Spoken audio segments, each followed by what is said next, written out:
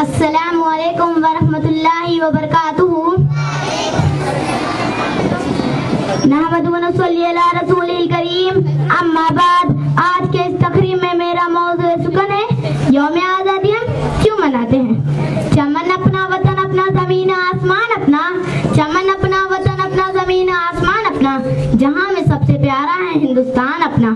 معزز سامعین، آج ہم سب لوگ یہاں یوم آزادی منانے کے لیے اکٹھا ہوئے ہیں. آزادی سے قبل ہم انگریزوں کی غلامی کی زنجیروں میں جکڑے ہوئے تھے.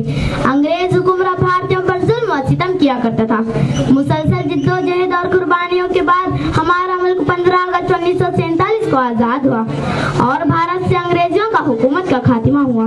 اس لیے ہم ہر سال 15 اگست جشن آزادی بڑے جوش و خروش سے مناتے ہیں. آج ہم 75واں یوم آزادی منا رہے ہیں.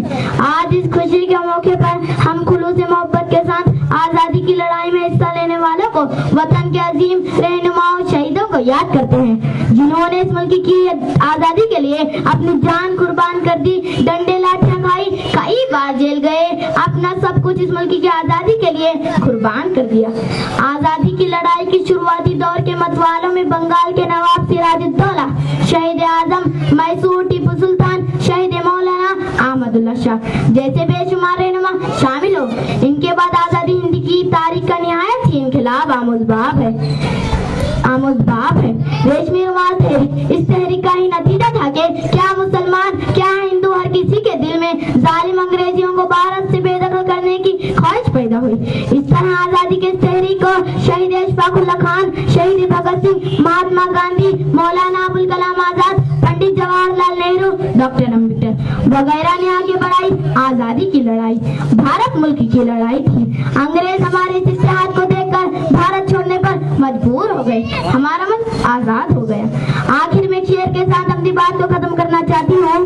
وفاداری وطن سے ہو یہی اسلام کہتا ہے، وفاداری وطن سے ہو یہی اسلام کہتا ہے. ہم دل کے ہر گوشے میں ہندوستان رکھتے ہیں. السلام علیکم ورحمۃ اللہ وبرکاتہ. السلام علیکم ورحمۃ اللہ وبرکاتہ. Myself Safa, I am studying in 9th class.